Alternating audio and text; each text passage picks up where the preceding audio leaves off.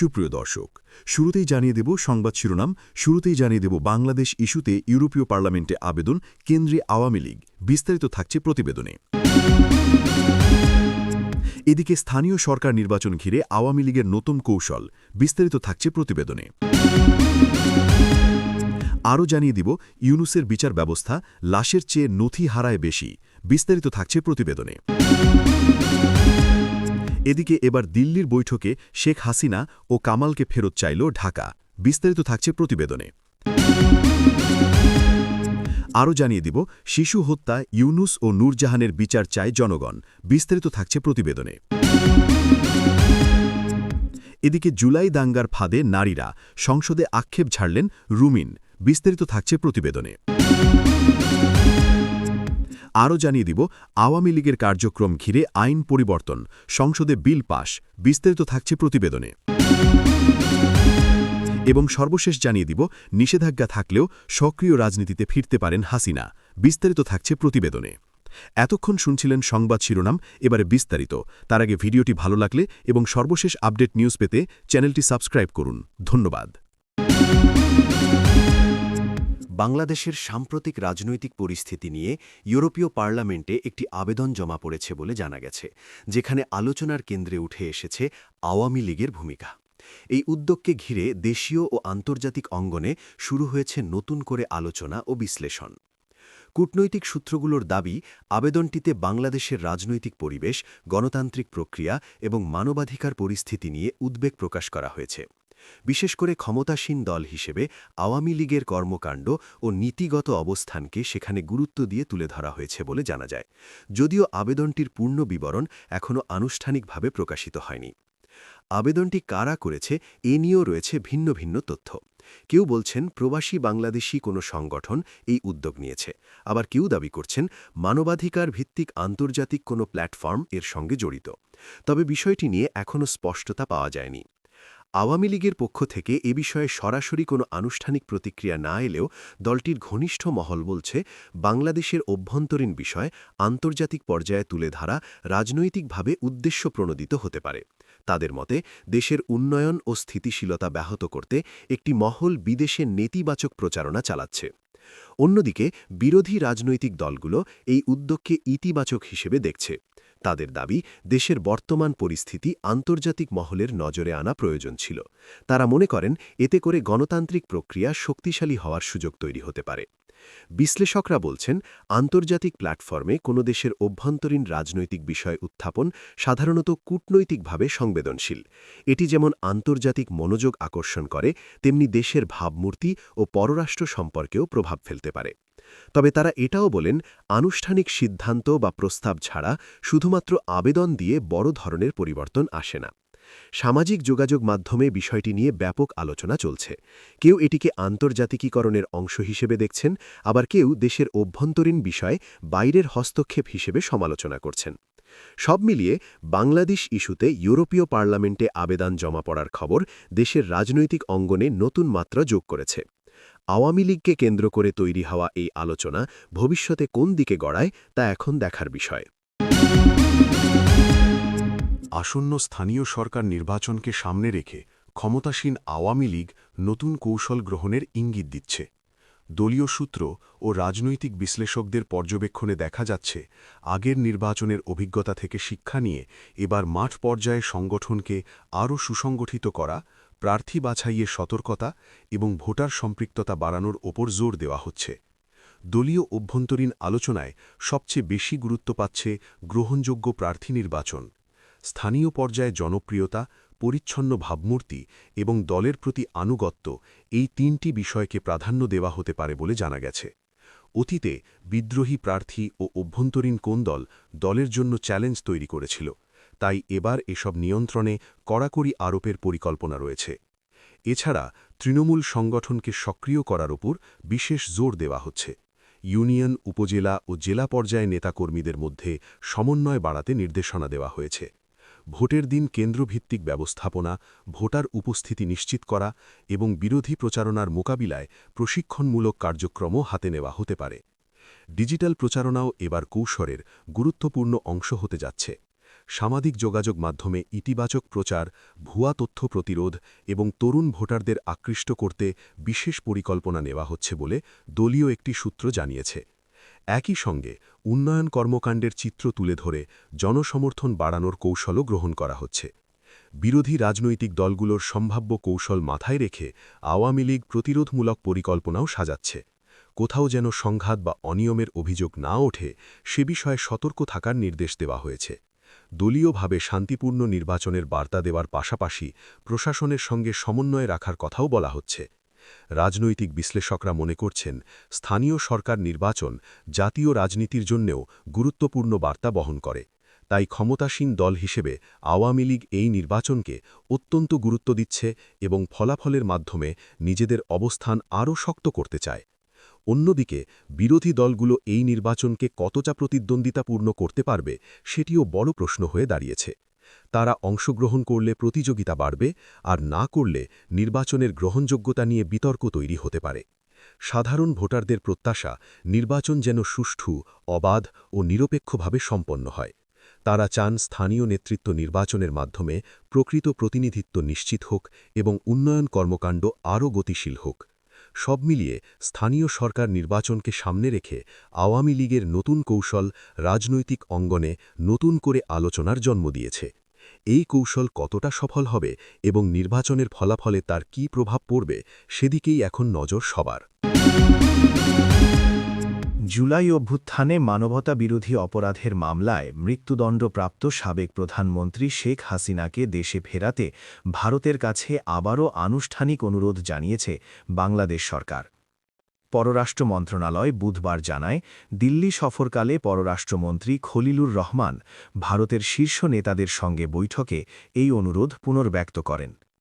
৩ দিনের সফরে দিল্লিতে গিয়ে খলিলুর রহমান বৈঠক করেন ভারতের পররাষ্ট্রমন্ত্রী এস জয়শঙ্কর, জাতীয় নিরাপত্তা উপদেষ্টা অজিত দোভাল এবং পেট্রোলিয়াম মন্ত্রী হরদীপ সিং পুরীর সঙ্গে।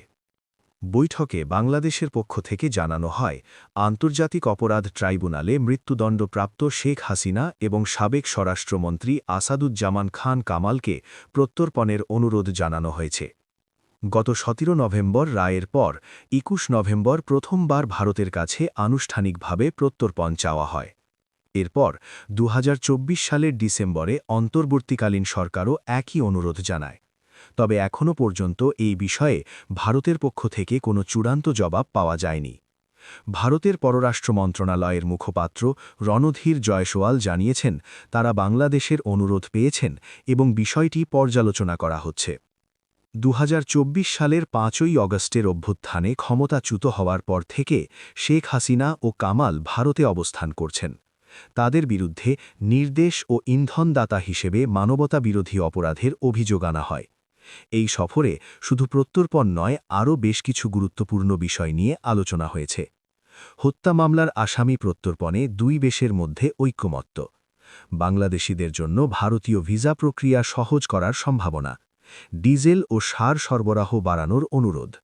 এছাড়া দ্বিপাক্ষিক সম্পর্ক জোরদার এবং আঞ্চলিক এবং আন্তর্জাতিক ইস্যু নিয়েও আলোচনা হয়েছে। নতুন সরকার গঠনের পর দুই দেশের সম্পর্ক নতুন করে গড়ে তোলার প্রচেষ্টার অংশ হিসেবেই এই সফরকে দেখা হচ্ছে। ভারতের পক্ষ থেকেও বাংলাদেশের সঙ্গে গঠনমূলক সম্পর্ক এগিয়ে নেওয়ার আগ্রহ প্রকাশ করা হয়েছে। বিশ্লেষকদের মতে শেখ হাসিনার প্রত্যর্পণ ইস্যুটি দুই দেশের কূটনৈতিক সম্পর্কের একটি গুরুত্বপূর্ণ পরীক্ষায় পরিণত হয়েছে। আইনের দৃষ্টিতে গুরুতর অবহেলায় কারো মৃত্যু হলে সেটা হত্যাকাণ্ড।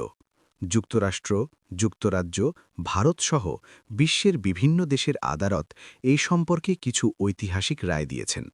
বাংলাদেশের সুপ্রিম কোর্টের এ বিষয়ে আদেশ আছে। ১৯৯৮ সালে যুক্তরাষ্ট্রের ক্যালিফোর্নিয়ায় একটি ডে কেয়ার সেন্টারে কেয়ার গিভারের অবহেলায় আগুন লাগে।